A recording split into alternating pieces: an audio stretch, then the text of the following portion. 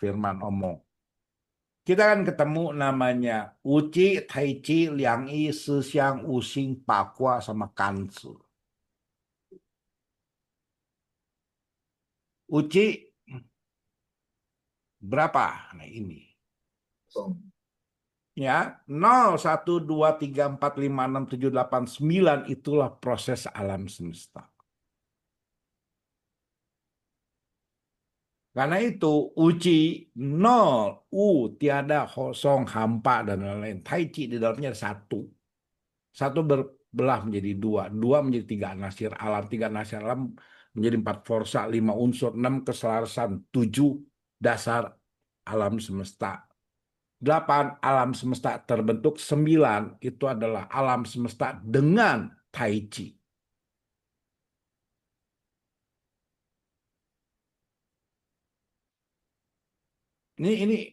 Ini pertanyaan saya nih satu nih. Ini saya ngomong pada ngerti. Apa? Yang 9 tadi apa ya? Pakwa 8 di plus Tai Chi. Makanya disebutnya Oh, Ciokung itu ya Pakwa plus Tai Chi. Anda kalau ngeliat gambar gambar Pakwa, aduh, gambar gimana? Itu di dalamnya itu tuh harus ada buletan, oh, ya. oke, oke. Nih, kalau ini, oh nggak ada masukin di sini, oi.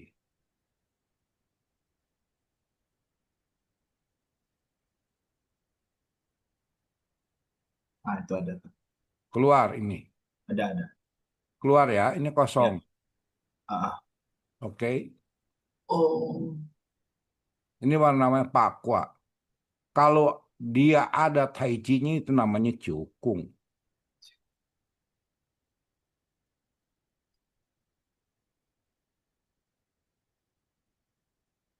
Ya, kalau di sini 5 itu sebagai pusat center.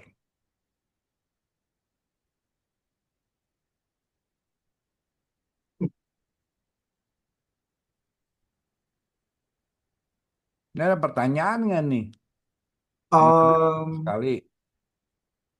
boleh kalau mau nanya. Ada yang mau tanya? Yang lain?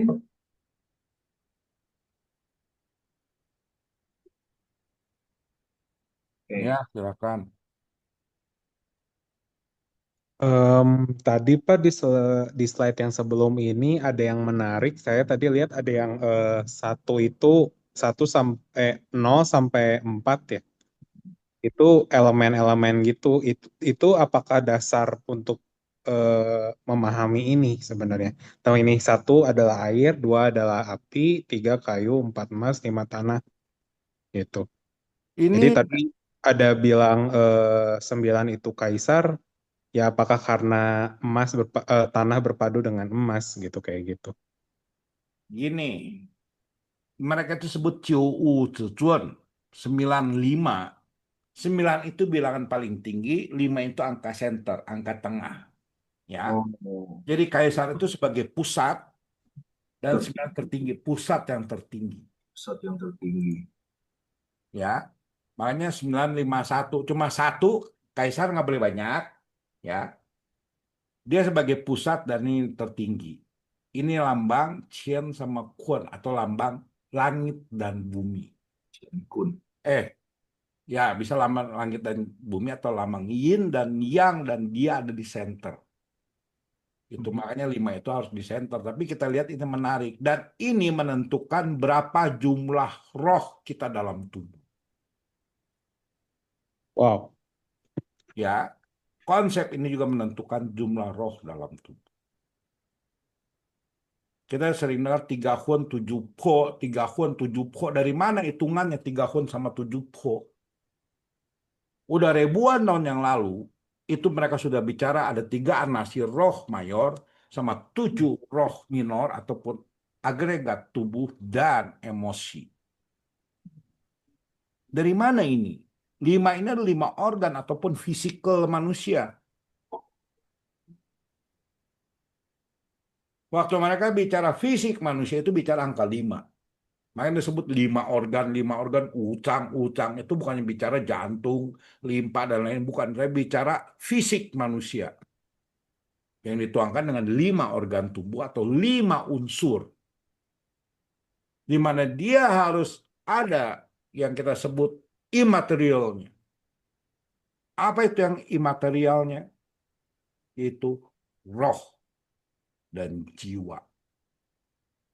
3 itu adalah hun, 7 adalah po, 3 itu lambangnya adalah Qinglong, naga hijau atau naga azur, naga biru. 7 ini adalah lambang macan putih, hidup dan mati.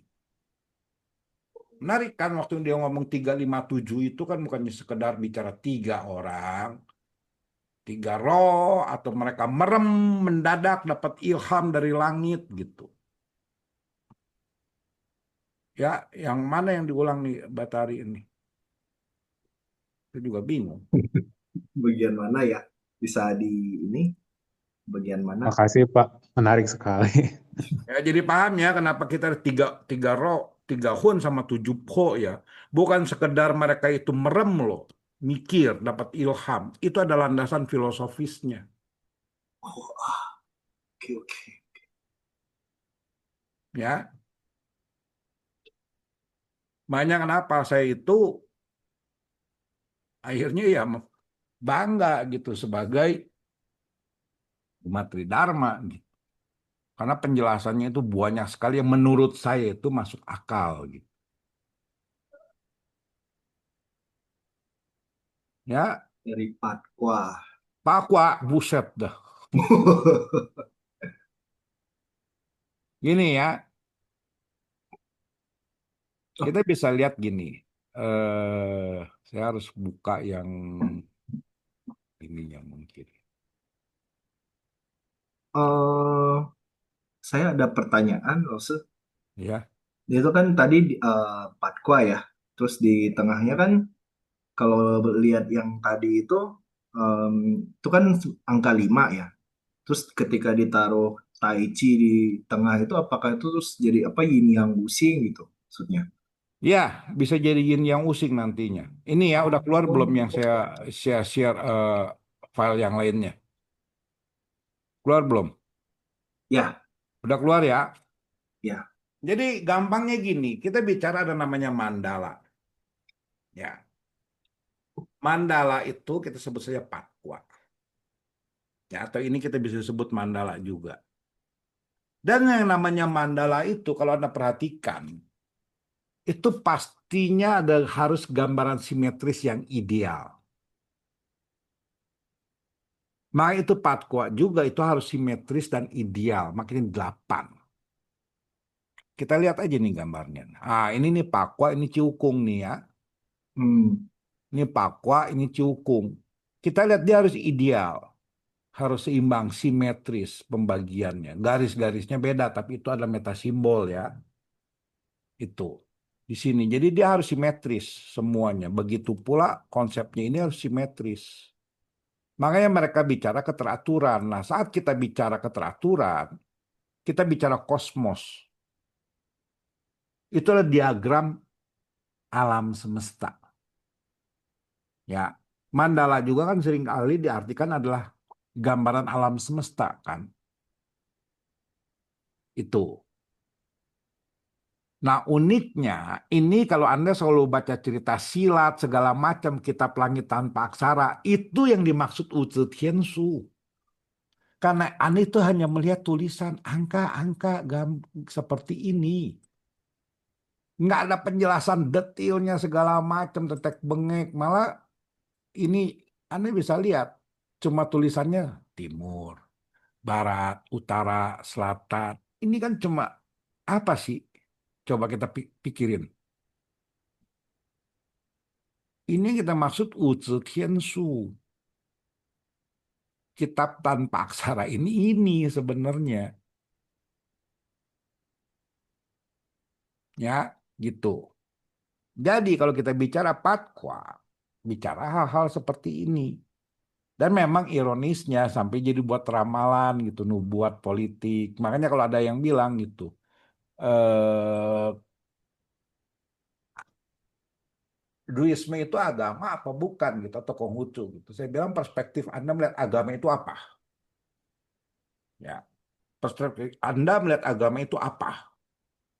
Apakah harus ada Tuhan, alam kematian, nabi, kitab suci? Kalau itu saya bilang konsep itu ketinggalan zaman. Kalau Anda mempelajari sejarah Tiongkok, Anda akan tahu namanya Wang Mang. Dia itu ada nubuatnya juga, bicara nubuat. Ramalan gitu, nubuat gitu. Ya,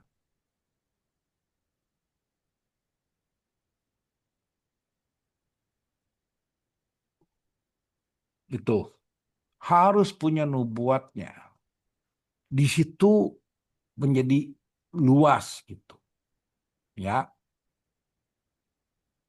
Nah, pengertian dari sini akhirnya dia bisa melihat apa yang disebut bagian integral dari alam dan harus harmonis. Nah, mungkin dalam hal ini, dalam kita bicara Tridharma, misal waktu bicara Taoisme, mereka itu bicaranya adalah hidup alamiah, segala macam tetek bengek. Dari mana Lao Tzu bisa berpikir harus alamiah? Kenapa kita harus alamiah? Ada dasar pemikirannya itu. Sama juga waktu misalnya Kaisar yang menerapkan ajaran Chou Li ataupun ajaran Zhou secara konsisten itu namanya Wang Mang. Dia cuma bertahan kurang lebih 2 tahun dinastinya. Xin Cao itu cuma 2 tahun. Tapi dia konsisten, dia membangun itu selama 10 tahun lebih sampai jadi. Dia menekankan kesederhanaan.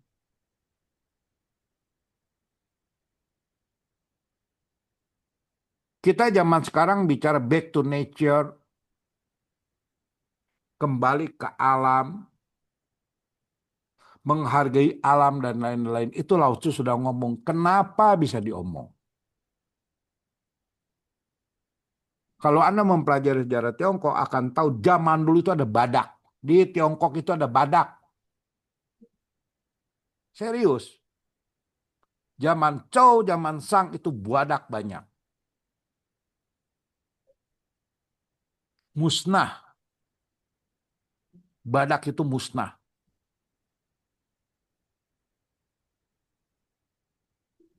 Sama seperti kita ini, harimau Sumatera hampir musnah. Kalau dulu Tiongkok badak tuh musnah.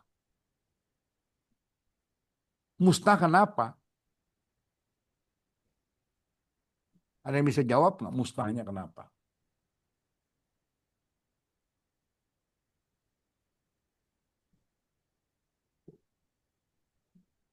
Karena badak banyak dibantai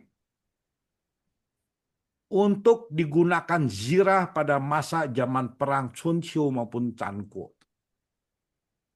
Sebelum zaman Qin, sebelum dinasti Qin itu sudah diburu semuanya. Jadi bukannya diburu untuk diambil culanya, tapi diambil kulitnya untuk zirah. Disitulah Lao Tzu melihat eksploitasi alam gila-gilaan oleh manusia masa itu.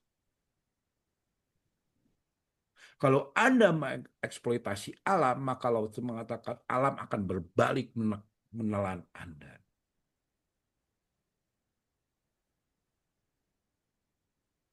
Jadi waktu dibicara alamiahnya itu bukan sekedar alamiah seperti orang-orang ngomong gitu. Kita itu harus alamiah, alamiah. Kalau saya bilang kalau manusia alamiah kencing ya langsungnya kencing, buka celana, nggak usah nyari WC, saya bilang. Alamiah bukan seperti itu.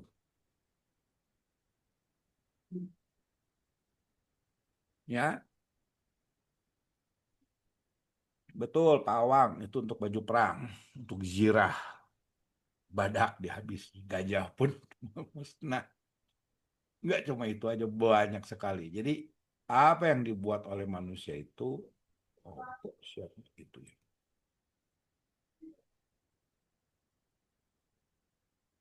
Ya, itu. Nah, jadi waktu Anda bicara angka-angka, itu Anda harus bicara ada makna, ada rasa, ada penggalian kedalaman. Jadi gua cuma sekedar tiga itu apa? Langit, bumi, manusia, tiga itu apa? Gua, lu, dia gitu. Enggak begitu. Ya. Waktu mereka bicara menggunakan angka-angka di dalam tempat ibadah, itu nggak seperti itu. Itu baru satu ya. Ini, oke. Ini saya skip aja.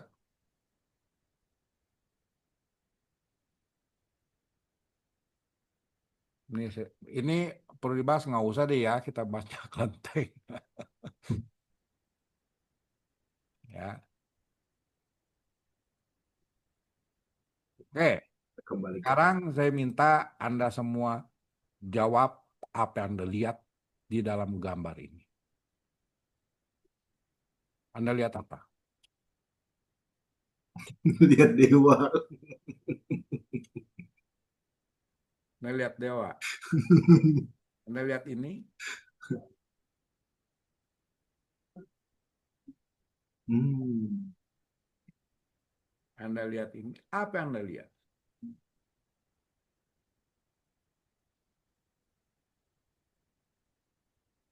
Oke. Kita balik dulu ke sini ya. Ini bilangan ini bicara adalah, saya harus jelasin, uci itu alam suwung, alam hampa, asal muasalnya. Makanya mereka seringkali menggunakan kata shi, kung, bahkan untuk menjelaskan lebih detail itu adalah uci, itu menggunakan istilahnya tai shi. Kemudian dari uci itu ada namanya tai chi. Tai chi itu apa? Saat yin dan yang belum terpecah. Uci itu saat yin dan yang belum berproses. Kalau mau baca kitabnya yang lebih detail itu namanya Kait Hincing. Itu ada lebih detail lagi. Itu. Kemudian ada namanya Liang I dua, itu yin dan yang. Ada yang tiga anasir. Apa yang disebut tiga anasir? Langit, bumi, manusia? Bukan. Apakah langit, bumi, air? Bukan. Yin, yang, plus. Hmm. Baru kemudian akhirnya dikembangkan nih langit, bumi, air, langit, bumi, manusia. Itu. Kemudian namanya Sixiang seringkali diartikan dalam empat forsa. Empat forsanya itu seringkali digambarkan sebagai empat musim, empat arah. Dalam konteks ini, waktu mereka bicara empat binatang ataupun suling sebagai penguasa arah, itu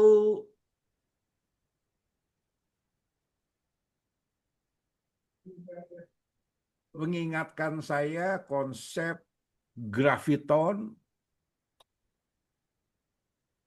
elektromagnetik, elektromagnetik yang disebut empat forsa, up quark, down quark, dan empat forsa. Ya, itu. Itu dalam fisika kuantum bicara seperti itu. Jadi ada orang, dan saya juga suka gatuk-gatukan, bicara waktu bicara Liang ini adalah up quark, down quark.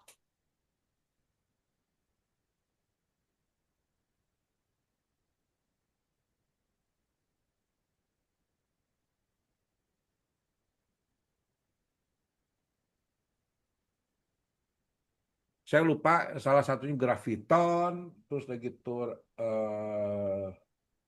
apalagi yang tiga ya, saya juga lupa, yang saya ingat cuma graviton, gravitasi lah. Saya lupa yang tiga lagi. Oke, ya. Kemudian ini semua udah tahu udah lima unsur. Lima unsur juga mencakup lima arah. Ya. Kemudian yang namanya liu he ataupun enam keselarasan, ya. Enam keselarasan itu lima unsur plus atas. Kenapa? Karena waktu dibicara lima itu ada tengah, dia harus tambah atas 6 liuhe. Tapi dalam dunia kita sebut saja patse atau numerologi, itu bicara 6 keselarasan dari Tian Kan, dari Kanzi ataupun dari terutama dari dari unsur ranting bumi.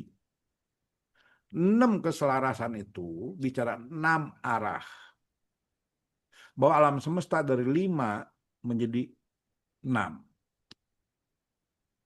Waktu saya bertemu dengan Meng Tselin Taocang, dia akan bahas masalah dimensi 1, dimensi 2, dimensi 3, dimensi 4.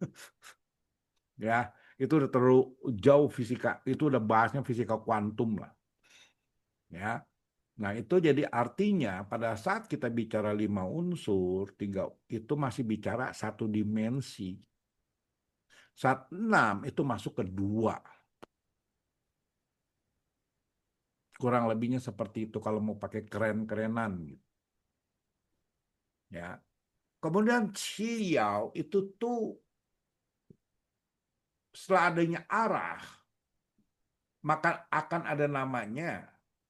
Xiao itu adalah zaman dulu Tiongkok itu menganggap tata surya kita ada 5 planet.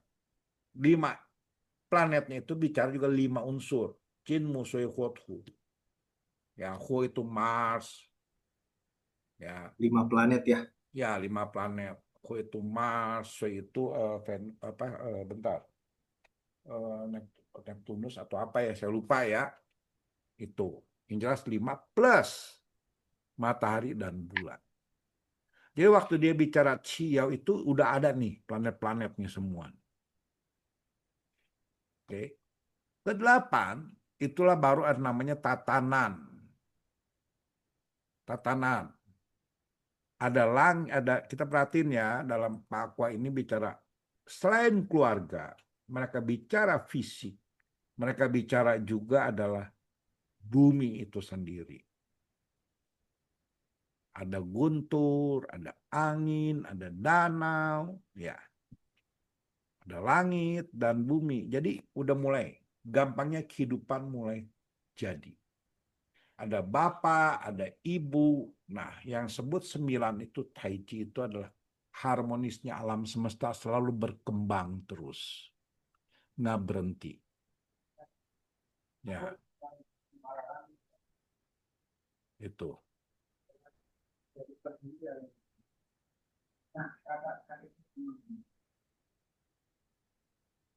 Itu. Oke. Sampai di sini kita ngelihat altar itu dewa-dewa, betul nggak? Ya, tetek bengek. Ini ada yang pernah ke sini nggak?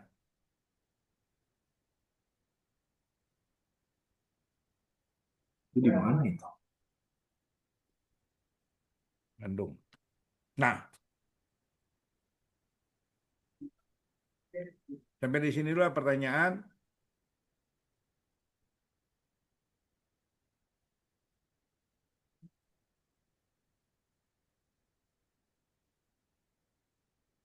Ada yang mau bertanya, bisa langsung diketik di kolom komentar atau bisa raise hand. 4 forsa itu adalah unsur 4 kekuatan pembentuk alam semesta. Tadi jelasin sama Pak Renal, cuman saya lupa detailnya ya. Tapi itu adalah penggerak pembentuk alam semesta. Detailnya saya lupa. Harus buka file saya yang satunya lagi. Fisika ya, itu gravitasi, elektromagnetis, terus yang saya kurang paham itu yang weak nuclear sama strong nuclear itu. Saya juga lupa itu bahasa udah 6-7 tahun yang lalu gitu, udah nggak pernah diingetin lagi. Kalau udah hafal semua saya jadi chat GPT dong. Ya, kira-kira pertanyaan apa enggak di sini? Ini sebelum masuk ke dalam kosmologi altar ini baru permulaan doang.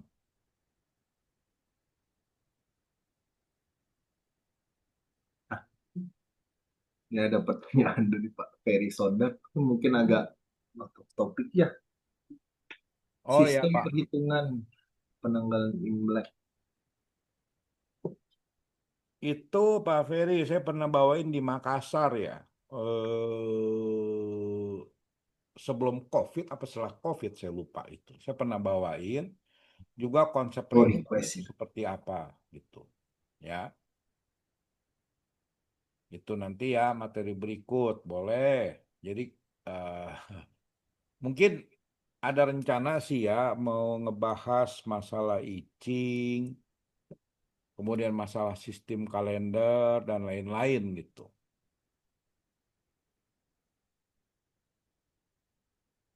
Yang Pak Ferry yang maksud itu cara perhitungan atau gimana nih? Oh, sistem perhitungan dengan Imlek. Wah, itu ada sih filenya sih kalau mau mah. Gitu.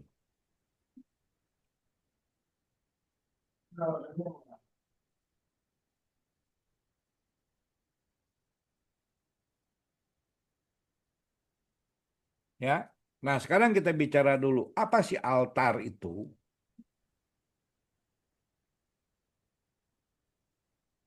Nah, Altar itu dalam dunia filsafat maupun antropologi agama maupun fenomenologi agama dan lain-lain itu bicaranya alam semesta yang teratur yang dalam bentuk mini. Artinya itu mandala. Jadi saat Anda bicara altar, itu bukannya sekedar ini tempat dewanya nongkrong. Bukan sekedar dewanya nongkrong di sini. Makanya kadang-kadang juga ada yang sering saya katakan. Kalau sistem tata cara ritual kitanya itu udah berantakan, tak teratur, suka-sukanya gua, itu kan banyak nih. Artinya adalah tatanan kosmos rusak. Tatanan kosmos rusak. Itu. Ya. Tatanan kosmos itu rusak gitu. Jadi konsep-konsep tatanan kosmos itulah yang harus kita tata. Jadi saat Anda membangun altar, bukan sekedar sembahyang kepada dewa XYZ, tapi Anda sedang menata kosmos. Karena itu saya sering katakan altar itu jangan suka aneh-aneh. Altar itu harus bersih, harus rapi, jangan banyak barang nggak karuan. Karena altar itu representasi dari alam semesta. Kalau alam semestanya Anda kacaukan, maka Anda sedang mengacaukan diri Anda maupun lingkungan Anda. Karena itu miniatur alam semesta. Nanti akan saya gambarkan miniaturnya apa. Mungkin ada beberapa yang udah tahu gitu ya kan, seperti Pak Renat, ya kan. Saya udah jelasin gitu apa itu. Sampai ya walaupun nggak mendetil ya. Tapi intinya kalau kita udah beranggapan itu adalah miniatur alam semesta, maka perlakukanlah dengan baik dan bangunlah keteraturan di situ. Keteraturan di situ dibangun dengan tata cara yang benar, dengan bilangan yang benar. Kalau kita mempercayai bilangan itu sebagai representasi sesuatu yang amat mendalam, bilangan itu memiliki makna proses alam semesta, maka gunakan dengan benar. Ini terutama yang berkembang di masyarakat jelata gitu. Karena itu altar jangan ada barang di luar dari keperluan altar itu sendiri. Bahkan kalau perlu korek api jangan taruh di altar.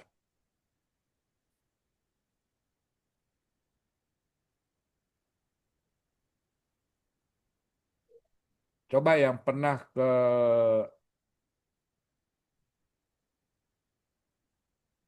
Tiongkok itu waktu itu Renat, altarnya tertib nggak?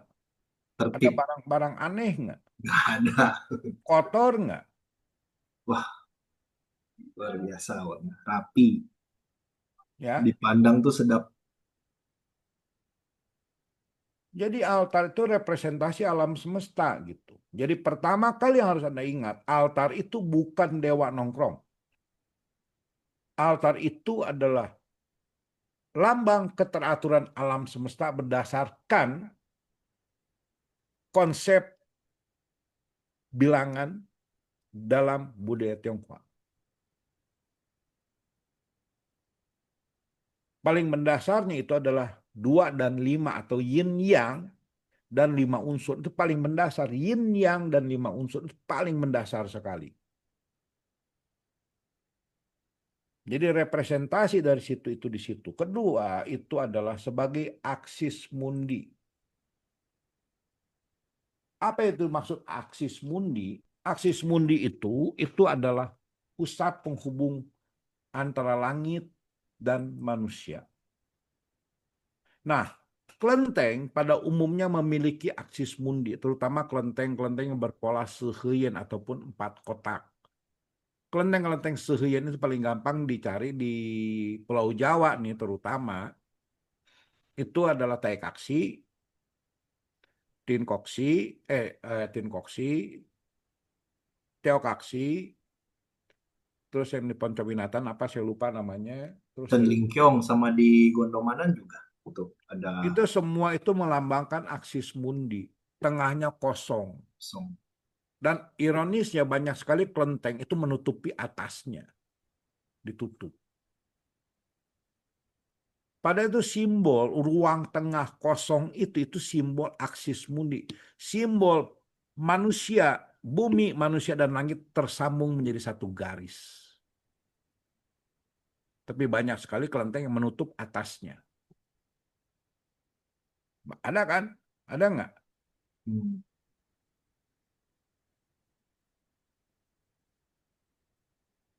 Pernah lihat? Saya pernah ketemu. Ironisnya atas perintah. Kalau udah bicara miniatur alam semesta, pakem itu yang dipakai. Karena penentuan pakem itu bukan hasil dari Puapue, tapi bicara unsur filosofis. Ya. Kalau Anda pakai Puapue buat ngatur altar, maka Anda nanti Puapue aja, hionya 3 atau 6.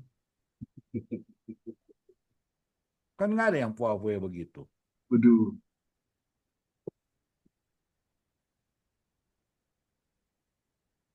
Ya. Jadi saat kita udah melihat dasar altar itu seperti itu, maka kita harus tahu apa yang harus kita lakukan.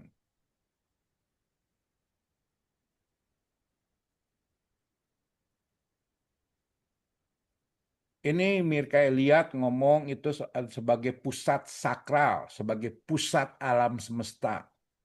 Membangun yang awal dan memperbaiki alam semesta melalui ritual.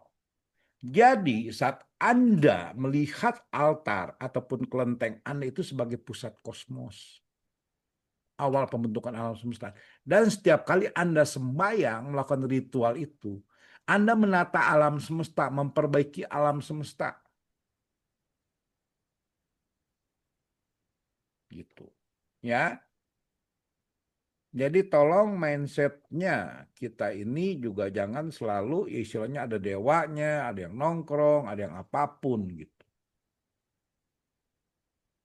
Karena dengan bicara begitu, artinya merendahkan altar itu sendiri. Merendahkan konsep yang dibangun selama ribuan tahun. Oke, ini ada pertanyaannya. Ibu Ellen. Ya, ada pertanyaan dari Bu Ellen, apakah hiasan dari lipatan kertas, kincoal, misalnya naga, kapal, dan lain itu boleh ada di altar leluhur? Boleh saat penyajian, setelah itu dibakar. Bukannya ditaruh ditongkrongin berhari-hari. Biasanya satu ritual kan, itu nanti ada meja yang kita sebut meja umum lah. Meja yang standar di situnya kalau bisa jangan diganggu. Hmm. Contohnya di mana ya? Paling gampang kita lihat Grajen. Paling gampang ini nih, kita lihat ini dulu nih gambarnya ya. Nah, ini kan udah kita sebut altar dalam nih. Nah, ini Anda boleh taruh di sini, jangan taruh di sini. Gitu. Ya, dalam. Ya kayak ini nih.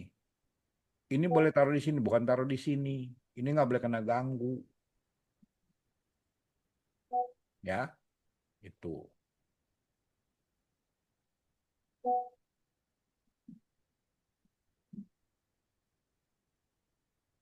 Tuh, terus barang-barang di bawah meja altar. Dia biasanya altar kan ada lemari ya. Ya kalau bisa ya ditutup rapi, jangan kelihatan berantakan gitu. Intinya kan kalau kita bicara bolak-balik kan sebenarnya biar rapih lah itu tempat sembahyang, jangan isi barang nggak karuan gitu. Ya, Kayak waktu di Cungko ya, altarnya lu patungnya pun nggak banyak-banyak, cuma satu. kalau Indonesia itu paling hobi, altarnya banyak. Cuma satu, tapi gede. Ya, nah ini contoh siapa yang pernah pergi ke Beijing. Beijing itu seringkali orang itu suka salah foto ya, saya malas nyari fotonya sih. Tian itu disebut altar langit. Yang ada 3 tumpuk warna biru itu tinggi menjulang. Itu namanya sebutnya Tiantan. Bukan itu Tiantan itu. Itu namanya Tian yang warnanya biru. Siapa yang pernah ke istana terlarang Beijing?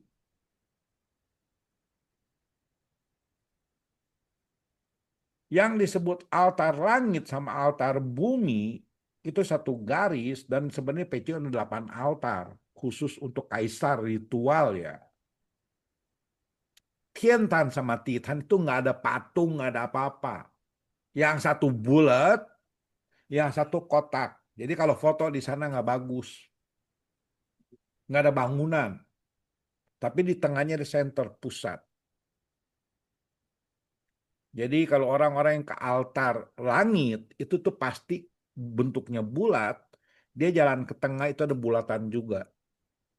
Dia diem di sana. Itu sih kaisar zaman dulu diem di sana tuh katanya.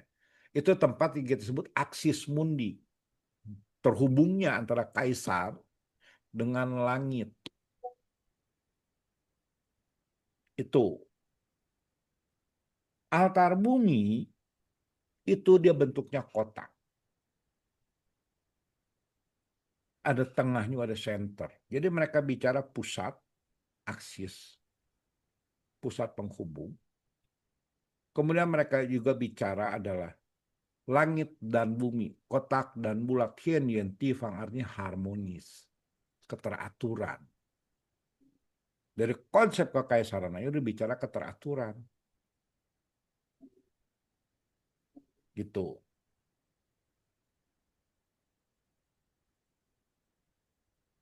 Mungkin cukup dulu sampai di sini. Ada pertanyaan lain, silahkan.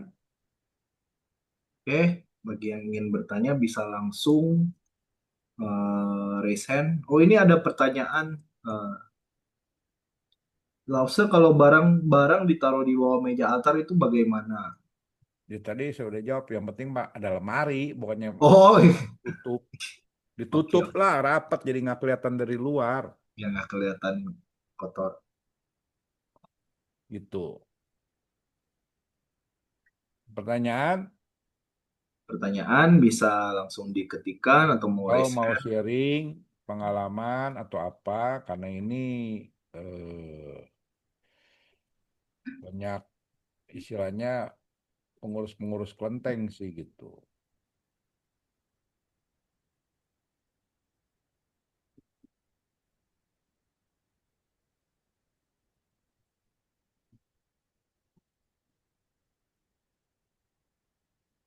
Kalau nggak ada, mungkin saya yang mau tanya nih.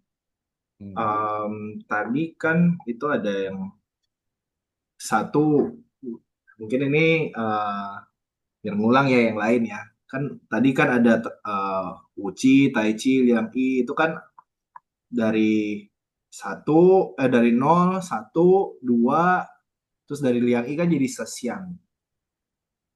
Nah, kalau yang sebelumnya tadi kan ada satu melahirkan dua, dua melahirkan tiga, kemudian dari tiga melahirkan laksa makhluk atau segalanya lah.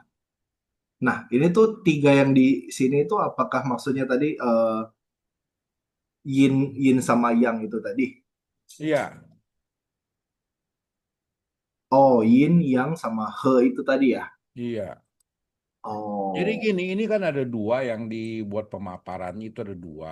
Satu itu dari Tao Te Ching, satu dari I Ching. Oke, ya. ya.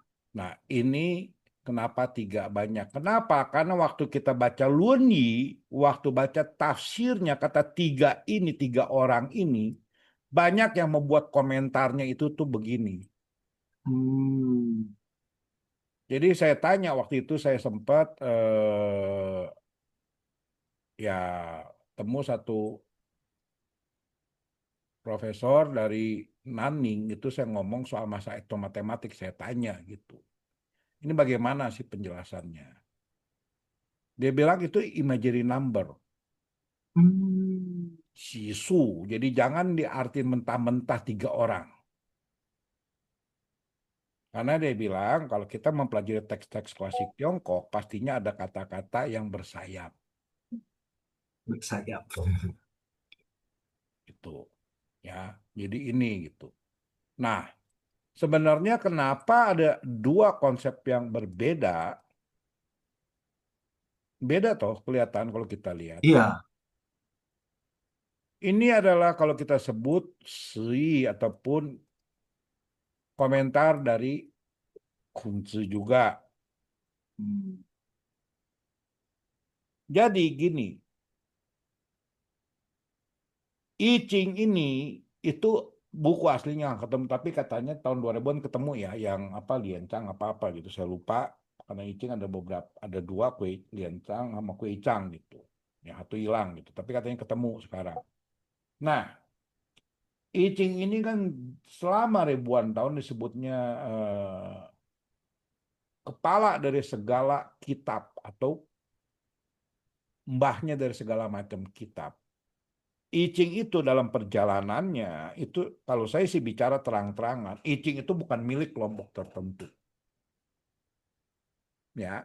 Karena dalam perjalanan sejarah budaya I Ching itu dia akan berkembang jadi tiga kelompok besar, mempengaruhi tiga arus.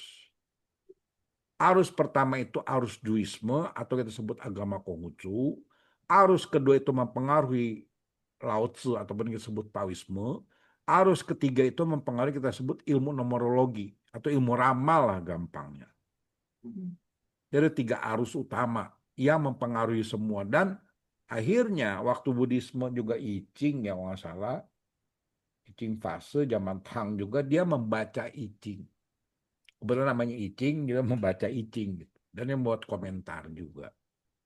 Sampai hmm, sekarang I Ching itu tak boleh dihak milikin sebagai milik tertentu menurut saya gitu. Ya, itu. oke. Masih. Ini ada Pak Raymond angkat tangan. Silahkan Pak Raymond. Oke. Em, ini Pak, tadi saya ngelihat Aksis Mundi itu saya bikin jadi agak tertegun ya karena saya pernah mendengar istilah tentang Lingci gitu ya. Jadi kayak apa sih energi energi dari kelenteng gitu ya, nadinya gitu. Ini kemudian tadi ada eh, Tiantan dan Titan. Ini tuh apa kaitannya dengan Lingci itu sendiri gitu? Boleh dijelaskan nggak? Saya nggak tahu ya Anda dengar lingxinya itu pengertiannya itu lingxi itu energi ilahi atau apa? Yang Jadi pertama. intinya sih seperti ya kayak mungkin simaknya kelenteng gitu ya. Jadi kayak auranya kelenteng itu sumbernya dari Lingci katanya gitu. Kalau itu terdistraksi karena misalnya ada renovasi yang serampangan itu bisa padem katanya kayak gitu. Menurut yang ngerti ya katanya yang memberikan informasi itu gitu. Gini, Hmm. kadang-kadang ya kalau Anda mempelajari konsep Yin Shu, waktu itu kan udah belajar ya konsep Yin Shu ya, pemujaan sesat.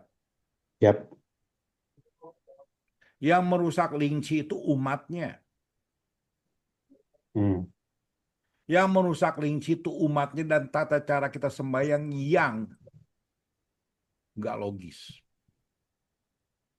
Kita memperlakukan seolah-olah transaksional. Makanya yin su fu. Basicnya pertama kali dimulai dari, kita sebut ada 3 anasir besar dalam kehidupan manusia. Yang mempengaruhi itu sebutnya Tian Ke, Ti Ke, dan Ke, ataupun karakter langit, karakter bumi, dan karakter manusia. Oke. Itu juga mencakup juga ilmu ramal dan lain, nggak akan lepas dari 3 Ke itu. Yang disebut karakter langit itu adalah hari. Yang disebut karakter bumi itu adalah lokasi. Yang disebut karakter manusia itu adalah perilakunya kita. Jadi itu 3-3 nggak pernah terlepaskan.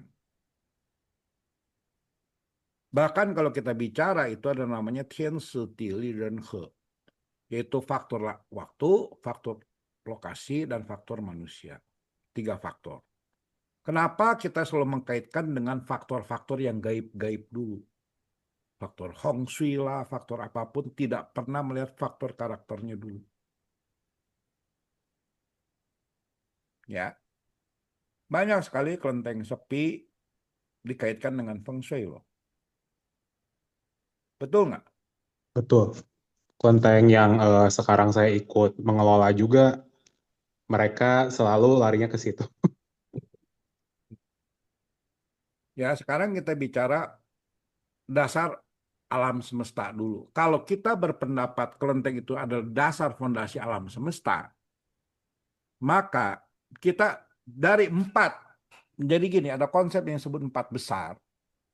Manusia itu salah satu yang terbesar di alam semesta ini. Di bumi lah kita ngomong. Ya. Kenapa manusia itu dimasukkan ke dalam kelompok besar? Bukannya anjing, bukannya liong, bukannya kadal gitu. Tapi kenapa manusia? Karena manusia bisa mengubah. Dari baik menjadi buruk atau buruk menjadi baik. Karena itu manusia pegang peranan penting. Jadi kalau kita bilang faktor langit dan faktor bumi buruk, karakter manusianya bisa nggak mengubah.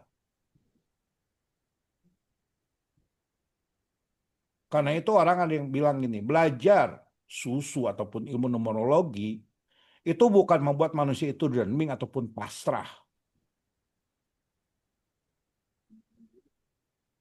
Karena itu banyak cara kita sebut ciswa, tolak bala gitu.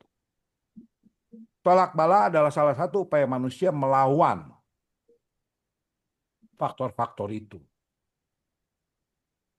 Nah, sekarang kita bicara gini, ya. Saat kita bicara faktor kelenteng sepi, satu poin yang nggak pernah kita bisa lupakan itu adalah bagaimana perilaku umatnya. Bayangkan begini aja. Saat di Indonesia dilarang judi, banyak ya dalam tanda kutip beberapa oknum kelenteng memberikan nomor judi.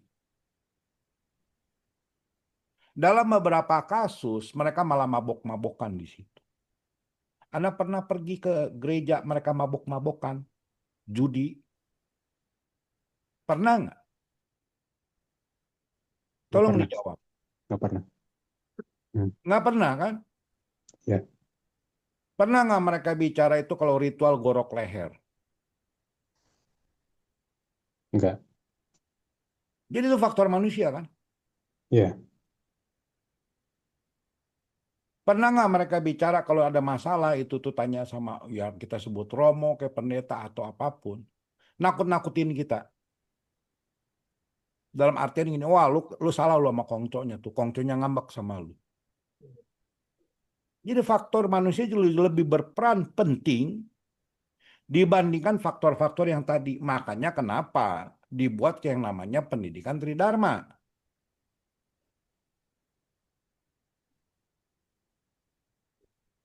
Manusia itu memang wajar seperti anak kecil memerlukan bantuan yang gaib. Hal yang lumrah. Tapi pada saat kita nih sebagai istilahnya kita di babar dama atau dama duta namanya apapun whatever you name it sebut aja. Kalau nggak bisa menjelaskan seperti ini kan konyol. Yang lebih parah lagi yang saya perhatiin paling gampang gini, lagi cheat gue Pak. Saya beranggapan nih, cheat gue Pak itu salah satu sarana kelenteng untuk mengumpulkan dana. Semeng luhur. Ada yang bilang begini, udah mati, udah tumi malahir, udah sore ngapain sembahyang, kan konyol juga. Yang ngomong orang kelenteng juga loh. Atau kalau mau ciswa kan ada karma, ngapain ciswa? Lah, sesama kitanya sendiri aja menghantam kelompok yang lain. Betul. Jadi kalau mau ngomong lingsinya jelek atau apapun, ditanya dulu sama suhunya, gimana lingsinya dibenerin? Gratis apa bayar?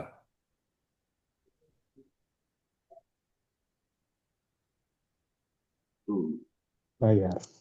Nah udah, saya juga bisa bilang kelenteng Anda tuh jelek, ayo sini saya atur ya bayar. Kami memberi janji, bukan bukti Pak. Semua itu dalam ritual dimanapun itu semua memberi janji, bukan bukti, tapi bayar dulu. Cun apa enggaknya urusan belakangan. Jadi namanya memprobabilitas. Dari 10 orang gua sembayangin ada 5 yang cun, berarti gua hebat. Betul nggak? Ya. Yang cun yang diomongin kan, bocornya kan ngapain diomongin. Makanya kenapa kita orang yang belajar ilmu yang nama siensie, itu banyak aturan di dalamnya. Bukannya bikin angin sorga gitu. Nanti kapan-kapan kita akan bahas aturan-aturannya, salah satunya nggak boleh nakut-nakutin orang tuh. Nggak boleh gorok leher. Itu ada itu aturannya. Jadi kalau dibilang lincinya jelek segala macam, aksi semudi tetek bengek, lihat aja sesuai dengan nama pakem. Itu aja dulu sesuai dengan nama pakem. Satu, kedua, altarnya itu isinya ngawur apa enggak? Banyak barang nggak karuan diisi ditumpuk-tumpuk. Ya, banyak kan kelenteng itu ya bukan yang ledek gitu. Isinya satu altar ini bisa 30 patung Kuan Im. Kan jadi nggak rapi kelihatannya. Sedap dipandang. Kita menata alam semesta loh. Kalaupun kita anggap itu Kuan Imnya ada, dia kan akan risih banyak banget gitu. Tempat gue jadi sempit, jadi nggak nyaman. Kita balikin aja dah. Anda ini punya kursi, ada kursi kebesaran yang kita ngomong duduk di situ. Nanti ada boneka, ada apa. Anda pun akan risih, nggak nyaman, debuan, kotor, segala macam, tetek bengek. Kita anggap kita jadi dewa yang nomornya nyaman nggak?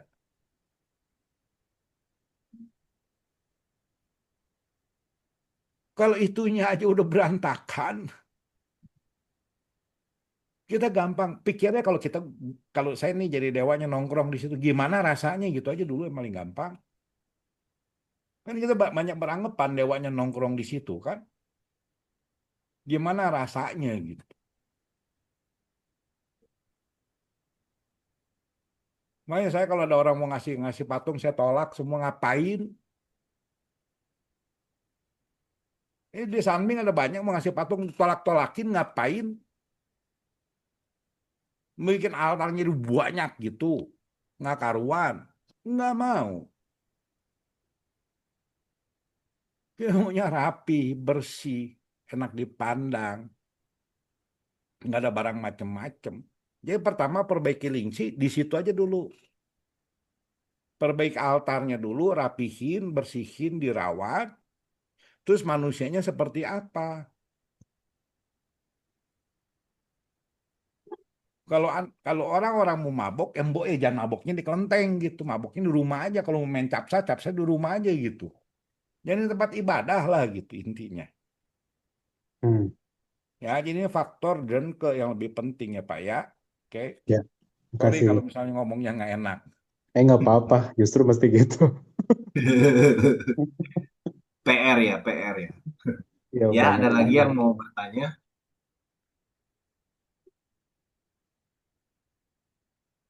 dipersilahkan yang mau tanya bisa raise hand atau diketikkan di kolom komentar.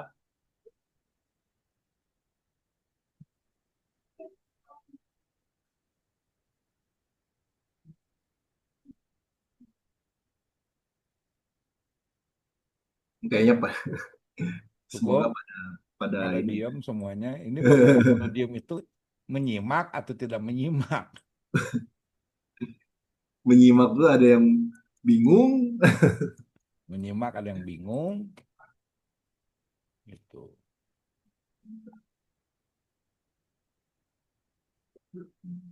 Saya udah kehabisan pertanyaan juga. Nah, Udah kehabisan pertanyaan.